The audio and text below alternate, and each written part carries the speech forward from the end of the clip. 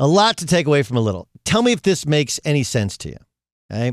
In regards to Bruce Arians, you always ask yourself, why would a guy be a successful coordinator that long and not get a head coaching job? Have you ever asked yourself that? Like, there's another guy. Ryan, do you know who the head coach of the Denver Broncos is? That'd be Vic Fangio. Vic Fangio, who has been a very well-regarded defensive mind for years. Right? Vic Fangio is respected in the NFL as a great defensive mind. Like, why did it take him so long? Because he has a reputation as being hard to deal with. And being a head coach is about being a uniter, not I'm just going to do my defense and we're going to, right?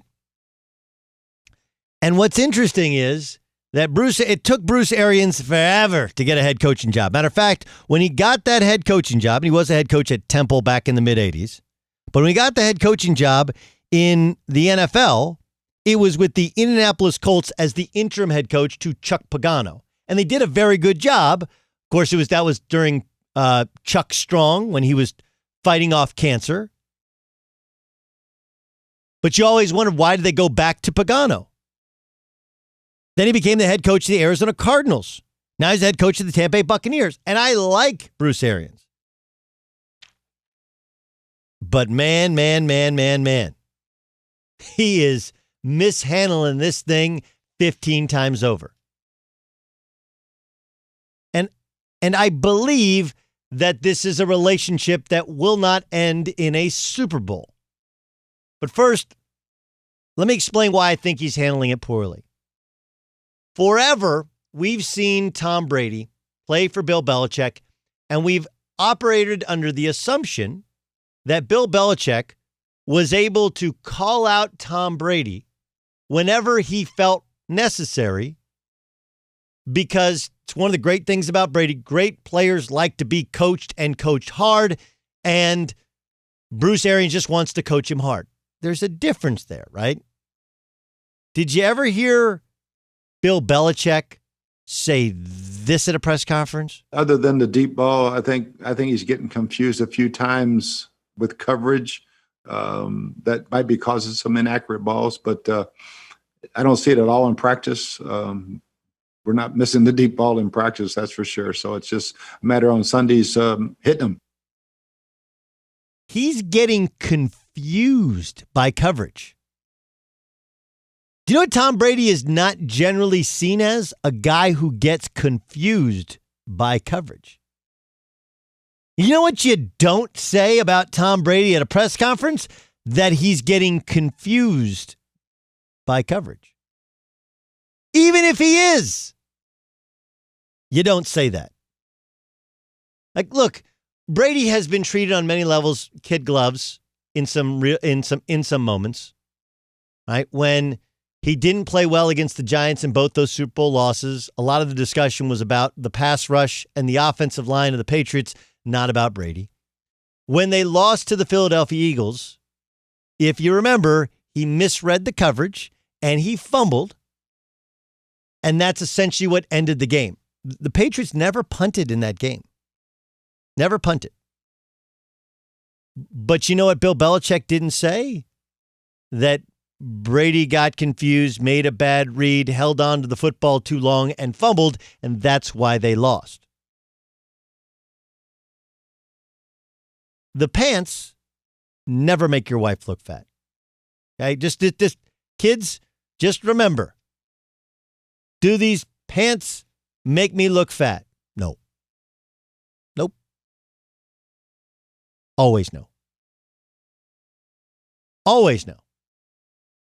Always no. The most beautiful my wife ever looked was when she was pregnant with my child. Right? Is that true? They do glow. They do smile. There is so much hope and hormones in them, but let's be honest, some of those hormones do lash out, and sometimes their body does not actually look all that great. They know it. You know it. You know what you can't do? You better not say it. If you are the one who is the breadwinner, you know what you cannot say? I make the money. I make the decisions.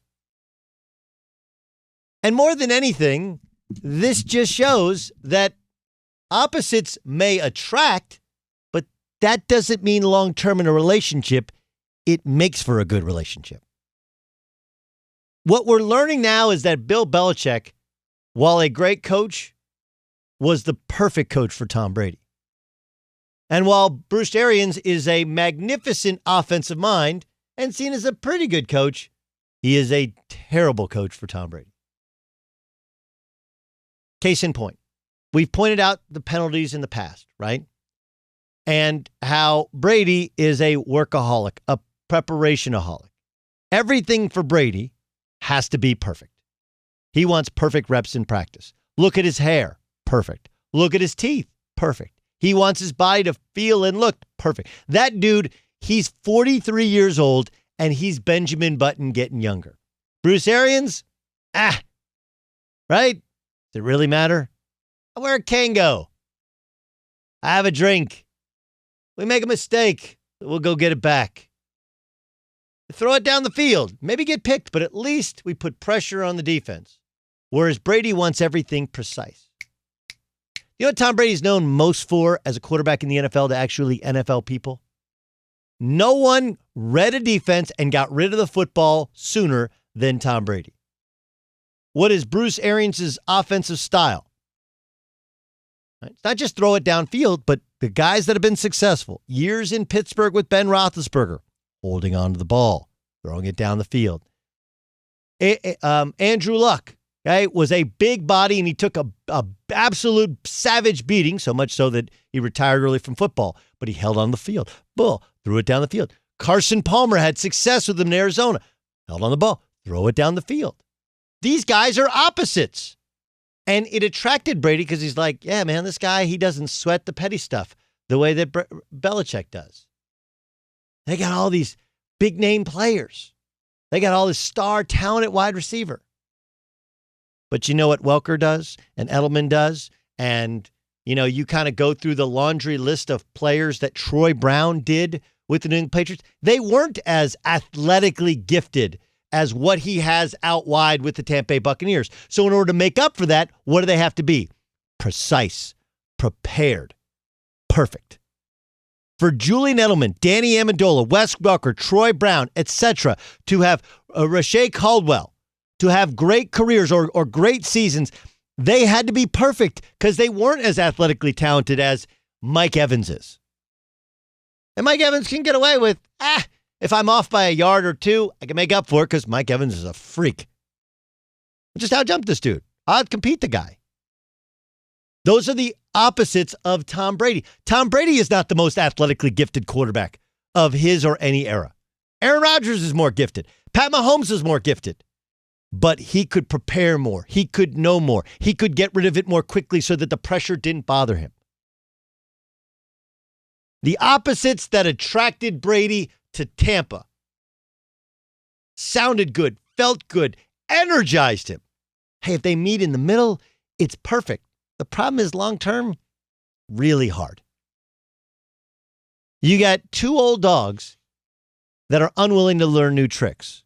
And one old dog saying, hey, that old dog, there's some tricks he doesn't know. Right? I mean, what if Tom Brady came to the podium and said, hey, I've been doing this for like 20 years and my style works? This guy, show me the rings, Bruce. The proof is in the pudding. So, look, I could go on and on about Sean McVay, which, by the way, the amazing thing is, here's the difference. Sean McVay would be a better fit for Tom Brady. You best believe Sean McVay holds those guys accountable, but I guarantee Ramos knows this.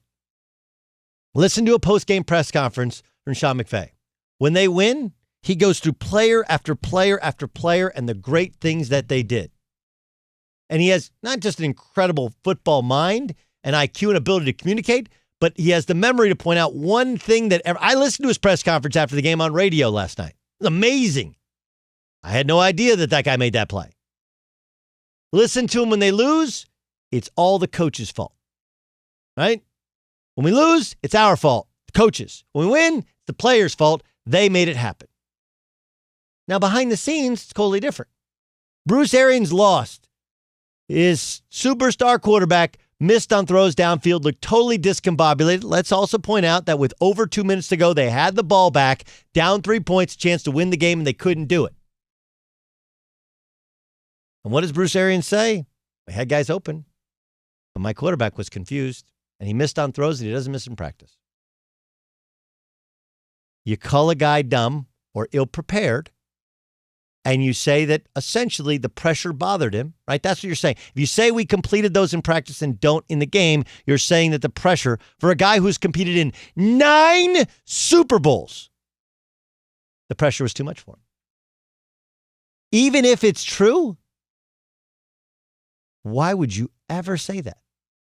Now you know why Bruce Arians took so long to get a head coaching job and has struggled to hold on to it. Now you know why these are two opposites, and why long-term will they survive each other? Sure. But will it be a lasting and happy marriage? No. Belichick was his perfect match. Now, part of it was when he came to Belichick, he was a 6th-round pick. He was essentially a mailroom guy, and he became the face of a franchise. That's part of it. But it's also the way in which Bill Belichick said nothing to nobody about nothing, right? He was like the mafia. We're on to Cincinnati, right? And all of that coaching, hard coaching, holding Brady accountable, he did, just not for the public to see.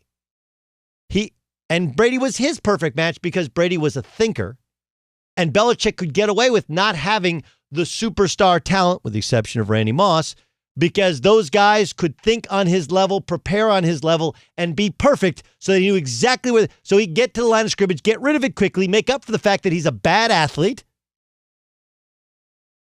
with accuracy and intelligence and precision. Belichick's not for everybody. You may not want to work with Belichick. You may not like Belichick. You may think but he was perfect for Brady, and Brady was perfect for him. Arians is probably for more people. And you may think you want to work for that guy's style and not care because professional athletes, big-time professionals, they can be called out. But he is a bad fit for Tom Brady. And that is why they look so discombobulated against the LA Rams last night.